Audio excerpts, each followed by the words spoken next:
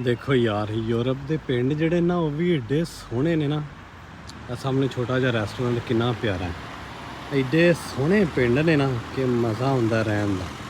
ਸ਼ਹਿਰ ਤੇ ਹੈ ਹੀ ਨੇ ਨਾ ਖੂਬਸੂਰਤ, ਲੇਕਿਨ ਪਿੰਡ ਇੰਨੇ ਖੂਬਸੂਰਤ ਨੇ, ਕਿਆ ਨਜ਼ਾਰਾ ਹੈ। ਯਕੀਨ ਕਰੋ ਅਸੀਂ ਇਹਨਾਂ ਤੋਂ ਕਮ ਸੇ ਕਮ ਜਿਹੜਾ ਨਾ 100 ਸਾਲ ਪਿੱਛੇ ਆ। ਅਸੀਂ ਆਨੇ ਕਹਾਂ ਬੜੀ ਤਰੱਕੀ, ਅਸੀਂ ਕਮ ਸੇ ਕਮ 100 ਸਾਲ ਇਹਨਾਂ ਤੋਂ ਪਿੱਛੇ ਆ। ਬੀਬੀ ਸੜਕ ਪਾਰ ਕੀਤੀ ਹੈ।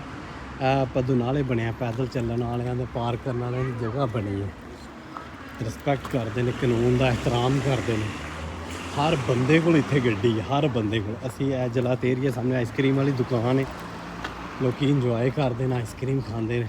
ਤੁਸੀਂ ਸਮਝੋ ਕਿ ਅਸੀਂ ਇਹਨਾਂ ਤੋਂ 100 ਸਾਲ ਪਿੱਛੇ ਆ। 100 ਸਾਲ ਸਾਡਾ ਮੁਲਕ ਜਿਹੜਾ ਹੈ ਨਾ ਇਹਨਾਂ ਤੋਂ ਪਿੱਛੇ ਵੇ।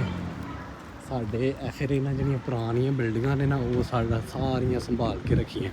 ਇਹ ਬਹੁਤ ਪੁਰਾਣੀ ਬਿਲਡਿੰਗ ਹੈ, ਲੇਕਿਨ ਉਹ ਵੀ ਇੰਝ ਲੱਗਦਾ ਜਿਵੇਂ ਨਿਊ ਹੈ, ਨਵੀਂ ਹੈ। ਵੇਖੋ ਕਿੰਨੀ ਪਿਆਰੀ ਜਗ੍ਹਾ ਹੈ। ਕਿਤਨਾ ਅਸੀਂ ਮੇਰੀ ਜਾਨ ਇਹਨਾਂ ਤੋਂ ਬਹੁਤ ਪਿੱਛੇ ਹਾਂ। ਅਸੀਂ ਕਹਿੰਦੇ ਆ ਨਾ ਅਸੀਂ ਇੰਡੀਆ ਦਾ ਮੁਕਾਬਲਾ ਫਲਾਣਾ, ਅਸੀਂ ਕਿਸੇ ਦੇ ਪੱਲੇ ਪਾਸ ਕੋਈ ਕੁਛ ਨਹੀਂ ਹੈ।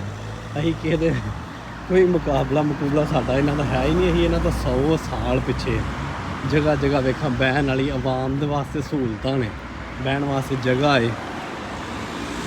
ਠੀਕ ਹੈ, ਵੇਖਣਾ ਜੀ। ਇਹ ਵੇਖੋ ਤੁਰਕੀ ਦਾ ਝੰਡਾ ਲੱਗਾ, ਅਲਬਾਨੀਆ ਦਾ ਲੱਗਾ। ਇਹ ਤੁਰਕੀ ਦਾ ਝੰਡਾ ਤੁਸੀਂ ਵੇਖਦੇ ਹੋਣੇ, ਲੇਕਿਨ ਸਾਡੇ ਇੱਥੇ ਨਾਮੋ ਨਿਸ਼ਾਨ ਵੀ ਕੋਈ ਨਹੀਂ। ਸਾਡੇ ਪਾਕਿਸਤਾਨ ਦੀ ਕੋਈ ਗੱਲਬਾਤ ਨਾ ਜੇ ਹੈ। ਇਹ ਸਾਡਾ ਵਹਿਮ ਹੀ ਹੈ ਕਿ ਸਾਡਾ ਮੁਲਕ ਇੰਝ ਕੁਛ ਵੀ ਨਹੀਂ ਹੈ। ਅਸੀਂ ਬਹੁਤ ਪਿੱਛੇ ਹਾਂ।